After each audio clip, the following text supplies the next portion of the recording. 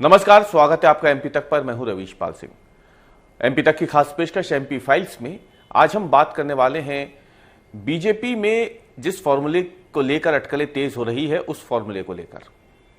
यह फॉर्मूला दरअसल हाल ही में जो राष्ट्रीय संगठन महामंत्री बीएल संतोष भोपाल दौरे पे थे और उनके भोपाल दौरे के समय जिस तरीके से एक एक करके जिला कार्यकारिणी का गठन हुआ और तुरंत ही उसके बाद मऊगंज जिला कार्यकारिणी से उपाध्यक्ष पद पर राहुल गौतम ने इस्तीफा दिया, जो कि गिरीश गौतम के बेटे हैं। तो फिर इन अटकलों को और जोर मिल गया। अटकल इस बात की कि क्या भाजपा जो कार्यकारिणी गठित होने वाली है, टीम हेमंत खंडेलवाल जिसे कहा जाएगा, तो क्या उसमें एक परिवार एक पद जैसे किसी फॉर्मूले पे चर्चा तो नहीं हो रही है। ये इसलिए क्योंकि बीएल संतोष जब भोपाल में थे उसी दौरान कार्यकारिणी का गठन होता है जिला स्तर पर, और उसी दौरान 2 दिनों के भीतर ही गिरीश गौतम के बेटे राहुल गौतम जो उपाध्यक्ष चुने गए थे मऊगंज में, वो इस्तीफा सौंप देते हैं आला कमान को अपना। अगर ऐसा होता है तो किन नेता पुत्रों के नाम पर आने वाले समय पे कार्यकारिणी की मोहर लग सकती है, या कौन से ऐसे नेता पुत्र हैं जो एक परिवार एक पद फॉर्मूले के तहत फिलहाल सियासत से, सक्रिय राजनीति से दूर रह सकते हैं। इसी पे हम बात करेंगे और हमारे साथ आज मौजूद है सूबे के बेहद वरिष्ठ पत्रकार रिजवान अहमद सिद्दीकी जी। रिजवान जी, जब से हेमंत खंडेलवाल प्रदेश अध्यक्ष बने हैं, कई फॉर्मूले, कई ऐसी बातें, कई स्पष्टतावादी चीजें जो है वो भाजपा में देखने को मिल रही है। अब राष्ट्रीय संगठन महामंत्री आते हैं, कहा तो ये गया था कि जिन लोगों को दिल्ली में समय नहीं मिल पाया वो लोग उनसे भोपाल में मिल लें, इसलिए वो यहां 2 दिनों तक रहे। उन्होंने समय भी दिया, कई बड़े नेता उनसे मिले भी इस दौरान।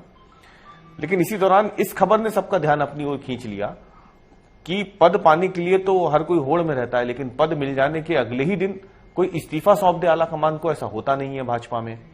और राहुल गौतम का इस्तीफा जैसे ही आया तो जो पार्टी के भीतर अटकलें चल रही थी उसको बल मिल गया कि ऐसा तो नहीं कि उनके पिता विधायक हैं और अब उनका इस्तीफा आ गया है तो उनको ये संदेश दे दिया गया हो कि एक पद एक परिवार।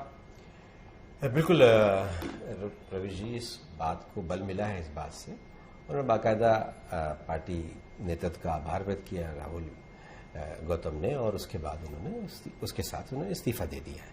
तो ये संदेश जाता है कि एक परिवार से एक ही व्यक्ति सक्रिय राजनीति में रहेगा, पद पर रहेगा। सक्रिय तो कोई भी हो सकता है, लेकिन पद पर रहेगा।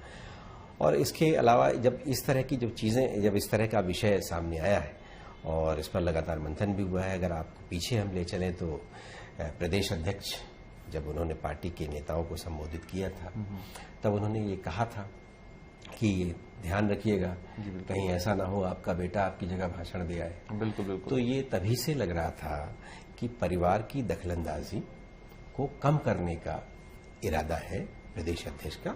और अब तो बीएल संतोष जो संगठन महामंत्री हैं उन्होंने भी इस तरह की का एक उनकी तरफ से भी बंद कमरे में जो चर्चा हुई है उसमें ये भी कोई एक एजेंडा रहा था, मतलब उस पर ये चर्चा बाहर तक धीरे धीरे छन छन कराने। मुख्यमंत्री और की भी मुलाकात हुई है उनसे इस दौरान? बिल्कुल, मुख्यमंत्री से भी उनकी मुलाकात हुई है, पार्टी के अन्य नेताओं से भी मुलाकात हुई है। कुछ ऐसे विवाद भी जो खड़े हो रहे थे उस पर भी कुछ बातचीत हुई है, वो आए थे और इस तरह की कई चीजें जिस पर चर्चा हुई है। और उसी बीच में ये बातें भी सामने आई हैं और ये बहुत मजबूती से ये बात सामने आई है। धीरे धीरे ये नेताओं के बीच में ये चर्चा का विषय भी है। लेकिन रिजवान जी, जहां तक भारतीय जनता पार्टी की बात है, वहां पर अगर किसी को पद मिला है तो राहुल गौतम को कोई ना जानता, ऐसा तो हुआ नहीं होगा। ये हर किसी को पता होगा कि राहुल गौतम जो है वो गिरीश गौतम के बेटे हैं। तो फिर क्या उस वक्त ये नहीं ध्यान में आया किसी के, राहुल गौतम को उपाध्यक्ष बनाते समय? बाद में ये बातें क्यों सामने आ रही है कि एक परिवार एक पद? ये तो भाजपा में तो पता ही होगा कि हम किसी को उपाध्यक्ष बना रहे हैं, तो भाजपा तो बहुत माइन्यूटली डिटेलिंग करती है अपने कैडर का, और उसका अगर कोई पद वो दे रही है किसी को तो। बिल्कुल, ये हम नहीं मान सकते कि ये उनके जानकारी में नहीं रहा होगा। लेकिन जब इस तरह की परिस्थितियां होती हैं तो विरोध के स्वर उठते हैं, और कहीं ना कहीं इरादा तो था ही। और जब विरोध के स्वर उठे, प्रायोगिक रूप से पहले बार एक नाम आया सामने और उसका विरोध होने लगा, कई तरह की चर्चाएं होने लगी, और पार्टी हाईकमान को लगा, प्रदेश नेतृत्व को लगा, केंद्रीय नेतृत्व को लगा कि अगर ये शुरू हुआ तो बहुत लंबी फेरिस्त है। ढेर सारे जो दिग्गज नेता हैं और उम्र के वो उस पड़ाव में हैं कि जहां अब हो सकता है अगली बार वो चुनाव न लड़े, हो सकता है कि वो अगला चुनाव उनका आखिरी चुनाव हो सकता है कि वो अब सक्रिय राजनीति से धीरे धीरे बाहर हो जाएं। तो वो अपने परिवार के लोगों को, पुत्र को, पुत्री को, भाई को और परिवार के लोगों को वो राजनीति में सक्रिय करना चाहेंगे और चाहते भी हैं, लंबे समय से प्रयासरत भी हैं। कई बड़े नेता तो ऐसे हैं और जिनके पुत्र वाकई बहुत गंभीरता से सक्रिय भी हैं, उनके सारे काम देखते हैं, बहुत तरह की चीजें करते हैं और राजनीति में अपने खुद भी सोशल मीडिया पे भी बहुत सक्रिय हैं। तो जब बात सक्रियता की आ रही है रिजवान जी, तो आपने तो उन नेताओं को टेंशन में डाल दिया आप अपनी बातों से कि जिनके पिता जो है फिलहाल सक्रिय राजनीति में है, लेकिन उनकी जो इच्छाएं दिख रही हैं बलवती होती हुई सियासत में आने की, उस पर तो फिर अगर एक तरीके से देखा जाए तो कुछ समय का ब्रेक लग जाएगा अगर आपकी बात सही है तो। उसमें कई दिग्गज नेता है, मध्य प्रदेश के पूर्व मंत्री भी रह चुके हैं और जो बड़े नाम भी हैं। जो सूचनाएं हमारे पास हैं वो तो इसी तरह से है और सबसे प्रमुख नाम इसमें अभिषेक भार्गव का है। अभिषेक बहुत सक्रिय हैं। उनका विवाह भी एक सामूहिक विवाह में हुआ था जिसको प्रधानमंत्री ने भी अप्रिशिएट किया था और लंबे समय से ये चर्चा में रही है कि वो लोकसभा का चुनाव वहां से सागर से लड़ सकते हैं। काफी लंबे समय से उनका नाम काफी लंबे समय से, बिल्कुल। लेकिन उनकी सबसे ज्यादा वो सक्रिय हैं और मुझे लगता है कि अब उनको उनके पिता से जोड़कर नहीं देखा जाना चाहिए, जैसा मैं व्यक्तिगत रूप से मानता हूं। लेकिन जिस तरह से पार्टी ने इरादा कर लिया है, इसलिए कि राहुल गौतम की वो सक्रियता नहीं है। अगर हम बात करें उनके पिता की, तो वो गिरीश गौतम के भतीजे, अब तो वो उनके विरोधी हो गए, कांग्रेस में भी चले गए, लेकिन वो पहले उनकी राजनीति की एक तरह से विरासत और सारी चीजों में वो ज्यादा सक्रिय रहते थे। राहुल इतने सक्रिय नहीं थे, लेकिन उनको मौका मिला और जिस तरह से उन्हें पद से उन्होंने इस्तीफा दिया और जिसका चर्चा यही है कि वो वजह वही है कि पिता चूंकि सक्रिय राजनीति में विधायक हैं, स्पीकर रह चुके हैं, तो उन्हें, तो मुझे लगता है अभिषेक भार्गव के लिए ये अच्छी खबर नहीं है। और गोपाल भार्गव फिलहाल विधायक तो हैं और बहुत सक्रिय विधायक हैं। चर्चा ये भी है कि वो आने वाले वक्त में हो सकता है उनको मंत्री पद से भी नवाजा जाए दोबारा पुनः। इसी तरह से भूपेन्द्र सिंह के बेटे आजकल सोशल मीडिया में बहुत सक्रिय हैं, बहुत जबरदस्त सक्रिय हैं। वो तो मतलब ऐसा लगता है कि एक अलग तरह से ही उनके लिए लॉन्चिंग उनकी हो रही है। तो वो पिता के कार्यक्रमों में भी जाते हैं, कई तरह के बड़ा कार्यक्रम भी किया भी था खुदाई में। हाँ, पिता के कई कार्यक्रमों में जाते हैं जहां पर सरकारी योजनाओं से जो हितग्राहियों को वितरण हो रहा है उसमें भी वो जाते हैं, बाकायदा उनका प्रोग्राम चेकआउट होता है। तो पार्टी, मुझे लगता है, इस तरह की बहुत ढेर सारी जो चीजें हैं। यहाँ पे मैं आपको रोकना चाहूंगा। फिर इस हिसाब से अगर देखा जाए तो सूबे की सियासत के 3 बड़े कद्दावर नाम हैं, उनके बेटों को लेके भी सवाल उठेंगे फिर तो, क्योंकि अभी पिता की राजनीति तो खत्म नहीं हुई है। जैसे अगर हम बात करें नरोत्तम मिश्रा की, भले ही चुनाव हार गए लेकिन राजनीति में तो है, वो सक्रिय राजनीति में कहीं ना कहीं अभी भी वो एक्टिव है। लोकसभा चुनाव में उनको जिम्मेदारी दी गई थी भाजपा में। शिवराज सिंह चौहान पूर्व मुख्यमंत्री हैं मध्य प्रदेश के, वर्तमान में केंद्रीय मंत्री हैं, सक्रिय है और अभी जिस तरीके से उनकी बॉडी लैंग्वेज है, लगता नहीं कि वो कहीं रिटायरमेंट का उनका कोई मूड है, वो भी सक्रिय रहेंगे। ऐसे में सवाल फिर उनके बेटे कार्तिकेय पे भी आएंगे। नरेंद्र सिंह तोमर भले ही विधानसभा अध्यक्ष बन गए हों लेकिन अभी भी काफी दमखम उनमें बाकी है, सियासत उनकी भी काफी बची है। तो फिर प्रबल उनके बेटे हैं, उनको भी लॉन्च होना है, तो इनकी लॉन्चिंग टल तो नहीं जाएगी अगर ये फॉर्मूला लागू होता है तो?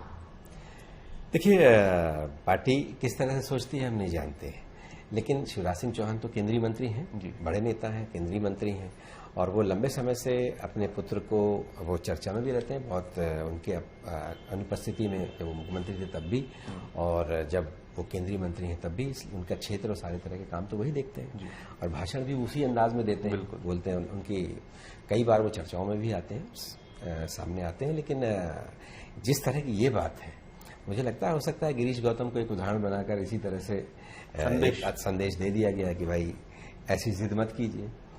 गौतम जी भी एक बड़े नेता हैं, स्पीकर रह चुके हैं, तो एक संदेश दे दिया गया है।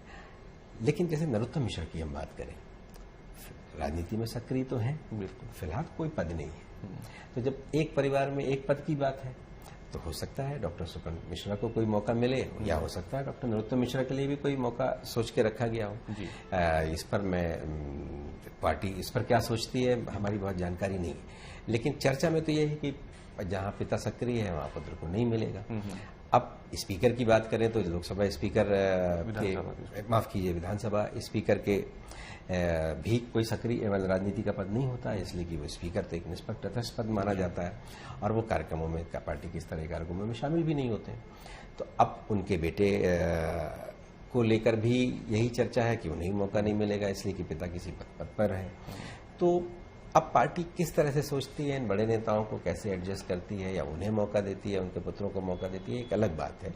लेकिन फिलहाल खलबली मची हुई है इस बात से इन बड़े नेताओं को। ये तय है। हाँ, बहुत नेता हैं ऐसे जिनके पुत्र लंबे समय से सक्रिय हैं राजनीति में।